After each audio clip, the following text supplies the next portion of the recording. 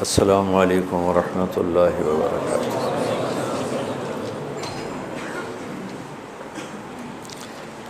بسم اللہ الرحمن الرحیم، الصلاۃ والسلام علی رسولہ الکریم وعلی آلہ وصحبہ اجمعین، اما بعد۔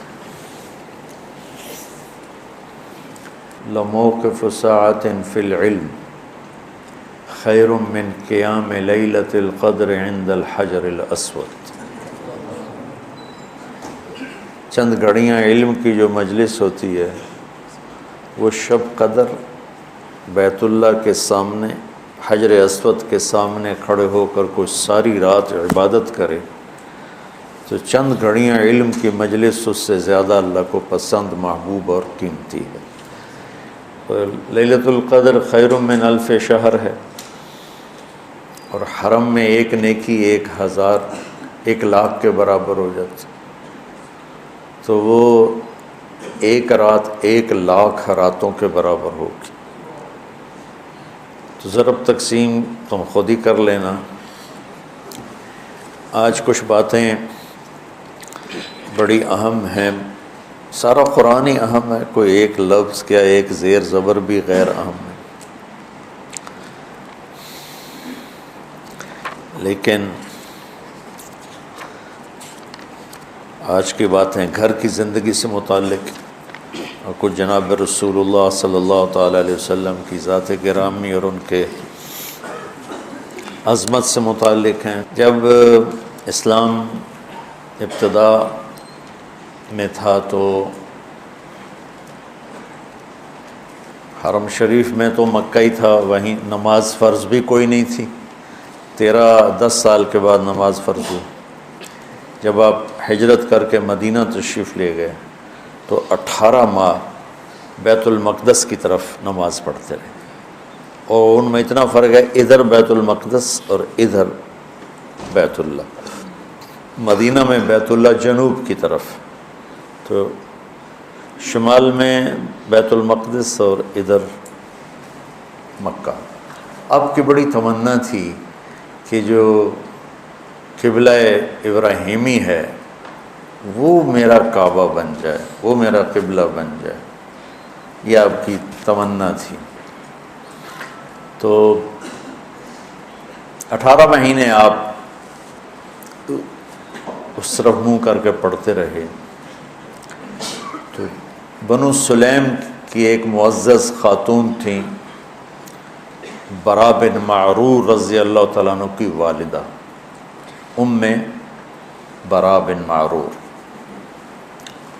وہ بیمار ہو گئیں، تو ان کا حال پوچھنے کے لیے آپ تشریف لے گئے ان کے محلے میں۔ وہ تھوڑا فاصلے پہ تھا، پیدل گئے۔ تو انہوں نے کہا یا رسول اللہ، کھانا کھلائے بغیر ہم آپ کو واپس نہیں بھیجیں گے۔ تو ہم نے کہا ٹھیک۔ تو انہوں نے بکرا ذبح کیا، پکایا، تیار کیا، کھلایا۔ اتنے میں عصر کی نماز کا وقت ہو گیا۔ تو مسجد قبلتین کا نام سنا نا آپ؟ قبلتین۔ تو آپ حسب دستور شمال کی طرف منہ کر کے کھڑے ہوئے اور 2 رکعت پڑھیں۔ جب آپ 2 رکعت کے تشہد میں تھے تو یہ آیت نازل ہوئی، قد نری تقلب وجهک فی السماء فلنولینک قبلۃ ترضاها فول وجهک شطر المسجد الحرام وحیثما کنتم فولوا وجوہکم شطرہ ان الذین اوتوا الکتاب لیعلمون انہ الحق من ربہم وما اللہ بغافل عما یعملون۔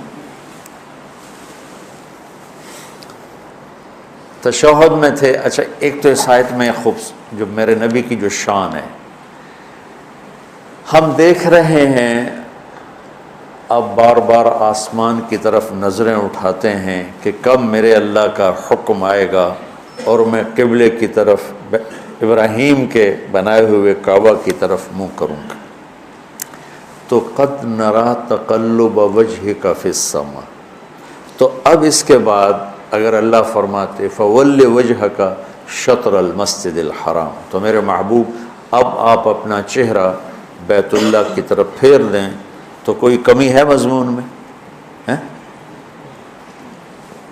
سری ماری جاندے یوں یوں تو نہیں کیا جاتا. میں نے پوچھا ہے زبان سے بتا تم یوں یوں کر رہے, یہ تو بھینس کرتی ہے یا گائے کرتی ہے یا بیل کرتا ہے. اس میں ایک آیت کا اضافہ میرے نبی کی شان بتاتا. قد نرى تقلب وجهك في السماء, ہم دیکھ رہے ہیں آپ بار بار آسمانوں کو دیکھتے ہیں کہ کب آئے گی وحی. فول وجهك شطر المسجد الحرام, ہم آپ کے اکرام میں کہہ رہے ہیں کہ آپ اپنا چہرہ ادھر پھیریے.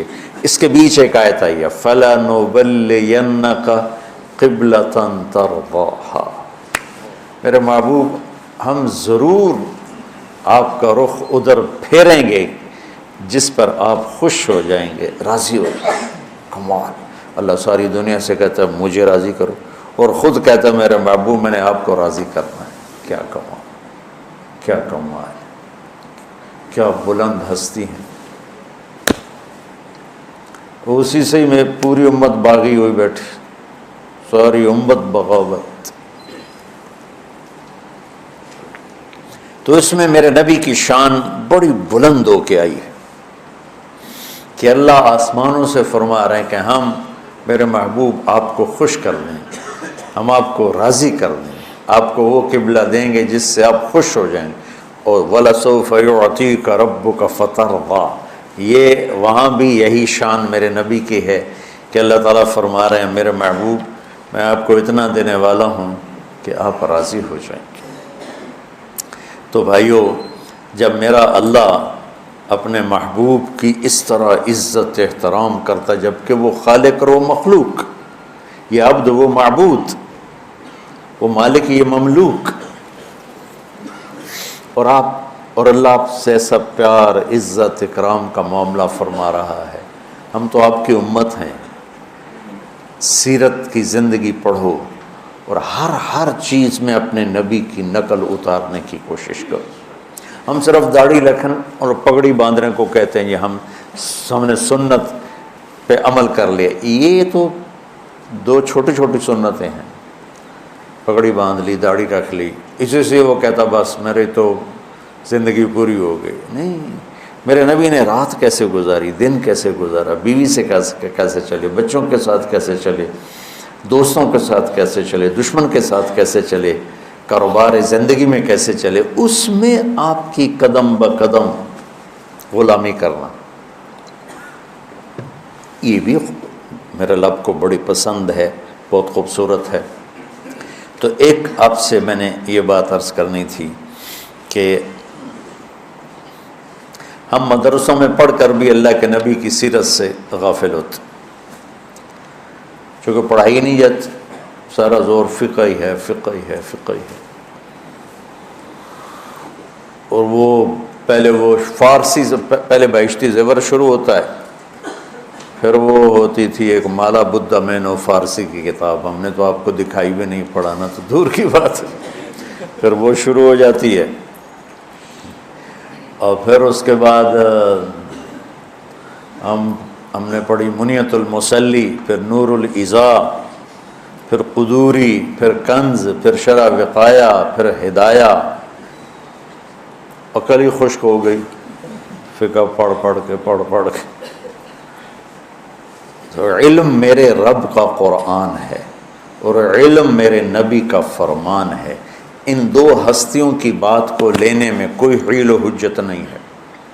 اس کے بعد سب کا سارے کے سارے صحابہ سے لے کر آخر تک کسی کا قول لیا جائے گا, کسی کا چھوڑا جائے گا. رفع یدین کی روایت کرنے والے کتنے صحابہ ہیں؟